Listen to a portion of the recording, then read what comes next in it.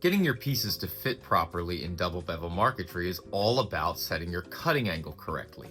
I have an entire video where I go over that shows that when your angle isn't steep enough, you end up with an unsightly gap, and when it's too steep, your piece just won't fit into the void it was meant to fit into.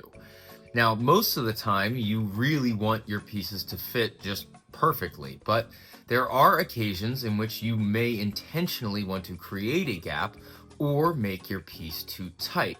I want to focus on the latter. Take a look at this. So I'm working on this sunflower. It's a double bevel marquetry piece, and I have this petal right here that I just cut in, and I intentionally made this piece fit in too tight. And the reason why I did that is because I am going to sand shade this, and as I sand shade this, this piece is going to shrink. You can see it's too tight by that little shadow line that's right there. That's because it's not fully seated. So I'm gonna sand shade it right now. And all I'm doing here is taking this and putting it in a cast iron skillet, hot plate with some play sand from the big box store. I should probably have more sand in here, but I don't have any more. So I'm just gonna let that thing chill in there for a couple seconds. And after just a few seconds, you can see it's darker at the tip. Here's my field veneer. I put a little glue inside that hole that this piece is gonna fit into. Just pressing from behind. Sometimes I'll grab a little hammer and just give it a little tap.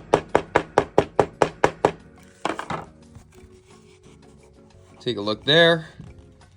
Everything's seated nicely and it's nicely sand shaded.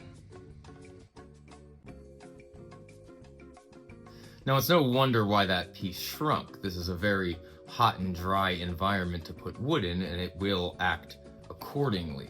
Now, when you're doing sand shading in any type of project, it's a good idea to understand how the specific veneer that you are working with is going to react to that heat. Not every single wood will shrink at the same rate. So whenever I'm doing any type of project that involves sand shading, there are a lot of test cuts involved. Trust me, the extra work is worth the effort. You don't want to end up with a whole bunch of gaps or pieces that just don't fit.